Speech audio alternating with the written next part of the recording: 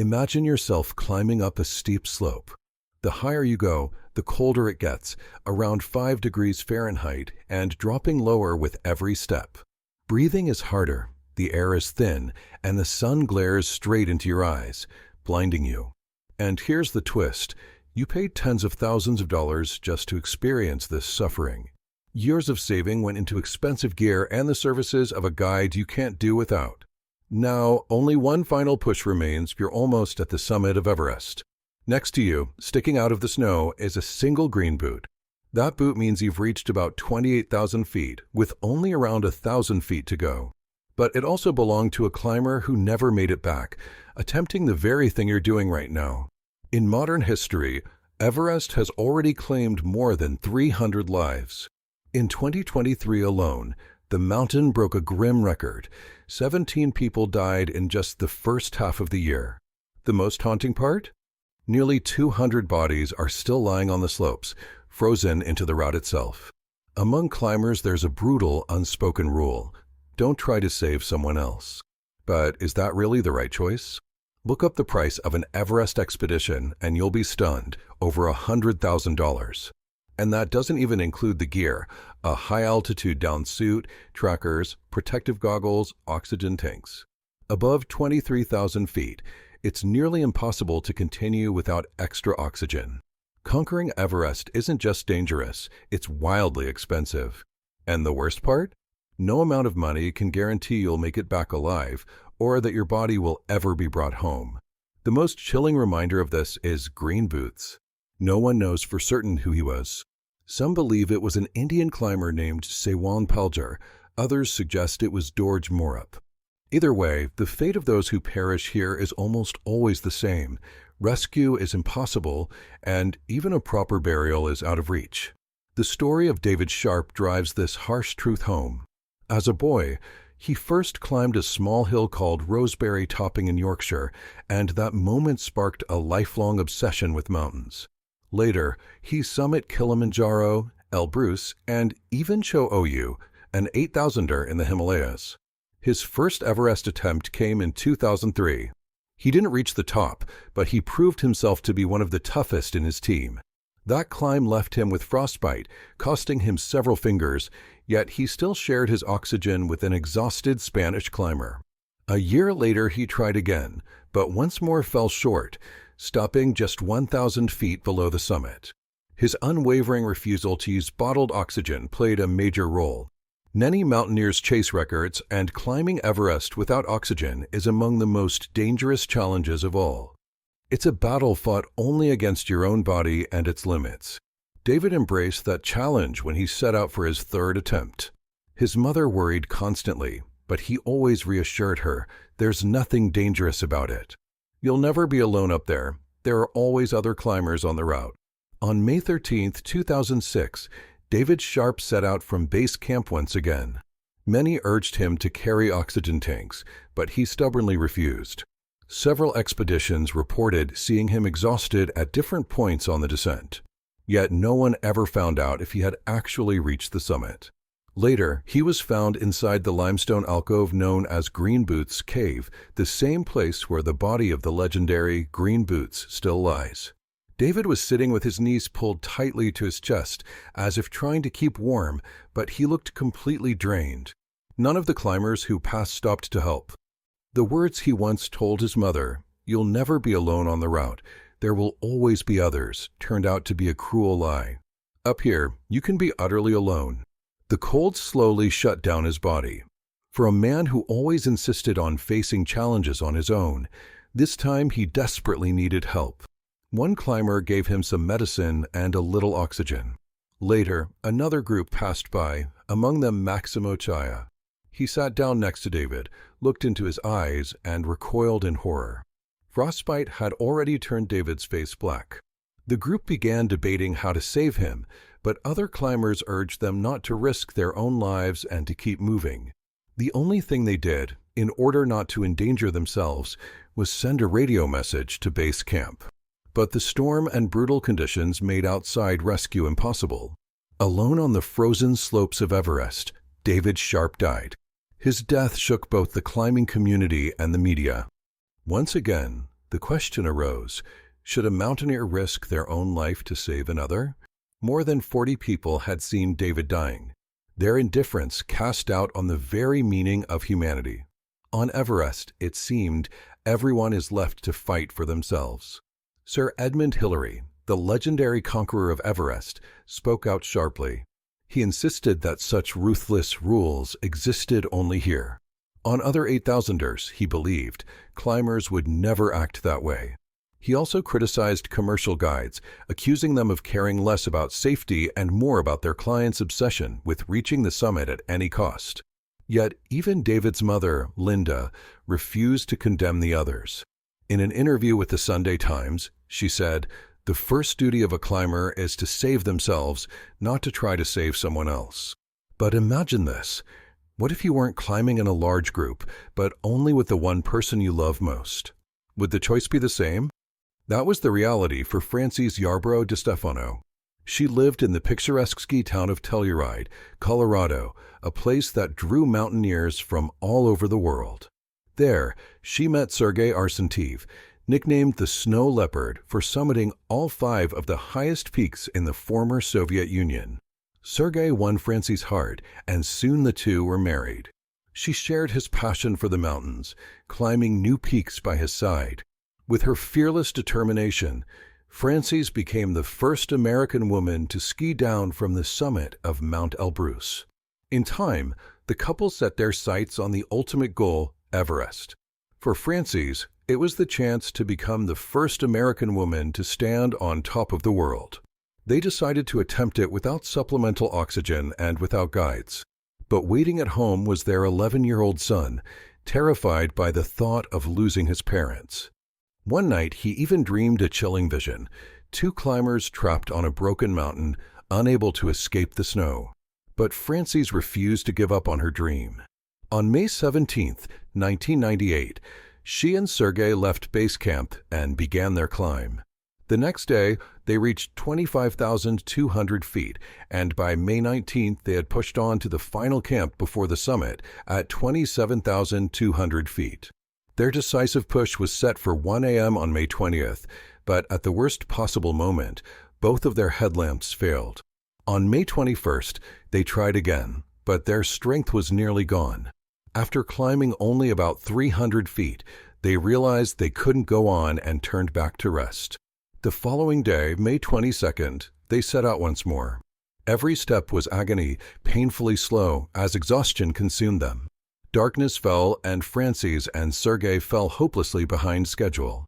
Their route led straight into the so-called death zone above 26,000 feet, where the air is so thin that the body fights for every breath. Both regretted not bringing oxygen tanks. In desperation, they chose to split up. Sergei returned to camp the next morning, only to discover, with horror, that Francys had not come back. Without hesitation, he grabbed oxygen and medicine and started climbing again to find her. At that same time, Ian Woodall and his partner Kathy O'Dowd were pushing for the summit. Just 350 meters from the very top of the world, they stumbled across a body in the snow. It was Francys. Barely alive, half conscious, she was suffering from oxygen deprivation and severe frostbite. She wore only a thin thermal suit, her other clothes scattered around her. This was a classic sign of late-stage hypothermia, when the mind is tricked into thinking the body is overheated and victims start stripping off their layers. In that moment, Ian and Kathy realized their years of planning, their hard-won sponsorships, their dream expedition, it was all over. Kathy pressed Francys against her chest, trying to share warmth, while Ian brushed the frozen hair from her face and recognized her instantly. Her ambition to conquer Everest had been written about in newspapers. Now her life hung in their hands. Ian tried to dress her again, but Francys' body wouldn't respond. Her muscles had wasted away, her limbs stiff as if she were a cloth doll. Just getting some clothing back onto her took 2 hours. He then tried to lift her and carry her down, but it was impossible. Every step in the deep snow felt like struggling through water. That's when Ian realized their effort could cost both him and Kathy their own lives. Exhausted, they had no choice but to retreat. Before leaving, they looked back one last time at Francys, lying there like a tragic sleeping beauty. Back at camp, Ian frantically tried to raise a rescue team. No one agreed to climb that high. The storm and freezing temperatures made it impossible. Sergei, who had gone back up the mountain to save his wife, never returned. Later, searchers found his ice axe in the snow. His body wasn't discovered until the following year. Ian admitted that not a single day passed without him thinking of Francys. The following year, he and Kathy climbed Everest again, and this time reached the summit. But on their way down, they froze in horror. Francys's body was still lying in the exact same place as the year before, as if time itself had stopped. Ian and Kathy could never forget that sight. They made a promise to each other. One day, they would return to Everest to give Francys a proper burial. For 8 long years, they prepared, pouring in all their savings. Finally, on March 20th, 2007, they reached her body again. They wrapped her in the American flag, placed a letter from her son beside her, and pushed her remains down a steep slope, away from the climbers who had treated her corpse like a photo opportunity for nearly a decade. This story reveals a brutal truth. Even when someone is willing to risk everything for the person they love, Everest can defeat them both. Perhaps if Francys and Sergei had climbed under the guidance of an experienced leader, the outcome might have been very different. Now imagine this. You've also spent years chasing your greatest dream, standing on top of Lhotse. At last, you're on the summit, and you did it without a single oxygen bottle. What comes next? You could now share your knowledge, guiding others to their own success. That's exactly what Scott Fischer did. He founded Mountain Madness, a guiding company that became legendary in the mountaineering world, helping hundreds of climbers pursue their dreams. In 1996, Fischer organized the biggest expedition of his career, a guided ascent of Everest. At the same time, another commercial outfit, Adventure Consultants, led by New Zealander Rob Hall, was preparing to climb as well. A quiet rivalry had begun between the two teams. But for Fischer, things quickly began to unravel. Some of his clients fell ill and grew too weak to continue, forcing him to escort them back down, only to climb up again with others. Those exhausting back-and-forth efforts drained his strength long before the final push to the summit. His team didn't reach the top until around 4 p.m. on May 10th, 2 hours past the strict turnaround deadline for a safe descent. And Hall's team also summited far later than they should have. By then, Scott was barely holding on. He was likely suffering from altitude sickness, a condition where oxygen levels are so low that the brain and body begin to shut down. Victims experience crushing headaches, dizziness, confusion, and, if they don't descend quickly, fatal swelling in the lungs or brain. Still, as a guide, he couldn't abandon his clients. He had to get them down alive. And just then, a massive snowstorm swept over Everest. Wide-out winds blocked the way, and the climbers couldn't reach shelter. Fischer could hardly stand. Aware of his condition, he told his assistants to save the group and go on without him. The weather grew worse by the minute. His teammates managed to rescue several from their own team and even one climber from a rival expedition. But when they went back for Scott, it was too late. He was gone. His body was moved off the main route, and it still rests on the slopes of Everest today. Yet, because of his sacrifice, every other member of his team survived. For a moment, it seemed Fischer had proven that there are guides worthy of your trust with your very life. Still, that disaster went down as one of the deadliest in Everest's history. 8 more people perished alongside him. But what happened to Rob Hall's group? Rob was already a well-known figure in the climbing world. In 1980, he became only the second person to scale the North Ridge of Amadablam, and in 1981, he summited Mount Gur. Together with his friend and colleague Gary Ball, he was captivated by a new idea sweeping through mountaineering in 1985, the 7 Summits Challenge, the goal of climbing the highest peak on each of the 7 continents. Rob, ever ambitious, set out to do it in record time, just 7 months, dedicating a single month to each mountain. Their journey began with Everest, and in the end, he and Ball managed to conquer all 7. By 1996, it was no surprise that his company was in huge demand. Clients were paying $65,000 each for the chance to reach the world's highest peak under his guidance. But that fateful season, trouble started long before the summit. One climber, Beck Weathers, was blinded by snow blindness and could barely move. To protect the team, Rob made the tough call to leave him behind to await their return. Beck couldn't have known then that this decision would actually save his life. Later, another client, Doug Hansen, collapsed from sheer exhaustion. His strength was nearly gone, and the group slowed to a crawl. Hall knew they were pushing dangerously close to the summit deadline. Yet instead of turning back, he pressed on, unwilling to yield in his unspoken rivalry with Scott Fischer. With a heavy delay, Rob's team finally stood on the roof of the world. But Doug Hansen was too weak to celebrate. As most of the climbers began their descent, Rob refused to abandon him and stayed at his side. Then the storm hit. Winds howled at over 150 miles per hour, visibility vanished, and Doug's life slipped away. One of Rob's assistants struggled back with oxygen and water, desperate to save him. But the freezing cold damaged the mask's regulator, and it stopped delivering air. Realizing the end was near, Rob made one last satellite phone call to his wife.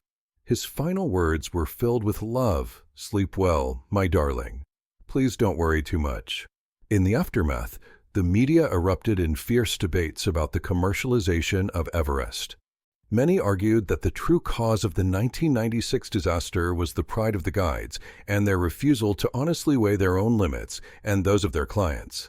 The harsh truth is this: if you don't trust your instincts or the judgment of your guide, Everest may keep you in its icy grip forever. And yet, despite all the tragedies, there have always been climbers willing to risk everything, even when hope was nearly gone. And if we're talking about true Everest legends, the story begins with George Mallory, the first man who dared to dream of reaching the summit. He first set foot on Everest's slopes in 1921, joining a British reconnaissance expedition. Their mission was simple: to find a possible route to the summit. But George Mallory wanted more. He dreamed of being the very first to stand on top of the world. By 1924, at the age of 37, Mallory feared he was running out of time. Worried he'd soon be too old for such an attempt, he decided this was his moment to finish what he had started. At the end of May, his team began the climb. But the brutal conditions took their toll. Some climbers fell ill, others were too exhausted, and progress was painfully slow. On June 6th, Mallory and his young partner, Andrew Irvine, set off on their own. They didn't want to wait any longer for the rest of the team to recover. Determined, they pressed upward. The last confirmed sighting of them was on June 8th, only about 800 feet below the summit. And then they vanished, leaving behind a mystery that haunted the world for 75 years. The first real clue came in 1933, when climber Percy Wynne Harris stumbled across an ice axe near the summit. Many believed it belonged to one of the missing men. Carved into the metal were simple cross marks. Friends of Irvine said it matched his habit of marking his belongings that way. But later, a Sherpa named Kuzan Pugla claimed he had carved the symbols himself to identify his gear. That only deepened the mystery. 3 years later, climber Frank Smythe reported spotting two bodies through a telescope on the slope, which he believed could be Mallory and Irvine.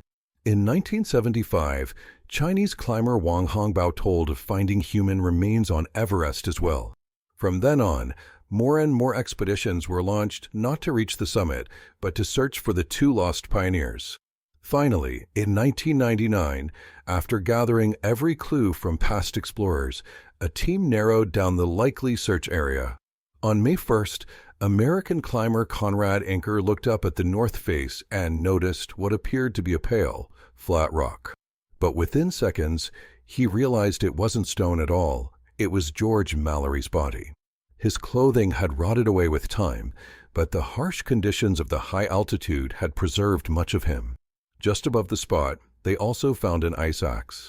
The evidence suggested Mallory may have died after a fatal fall. Irvine's body, however, has never been discovered, though most believe his fate was the same. Think about it. Mallory's remains were found 75 years after his doomed expedition. And still, The most important question remains unanswered. Did they reach the summit, or were they stopped just a few hundred feet short? Their lives ended, but their achievement, or near achievement, remains one of mountaineering's greatest unsolved mysteries. And here's the point. If you ever decide to test yourself on Everest, remember, your fate could be just like theirs. You can't always count on others for help, and your body might not be found until decades later. But not every story ends this way. Recently, Gelje Sherpa shared footage on Instagram that stunned the world. At an altitude of more than 27,000 feet, he carried a dying climber to safety entirely on his own. To do this, he turned back his own clients, sacrificing their lifelong dream for a single stranger's survival. Normally, such a rescue requires at least 5 people.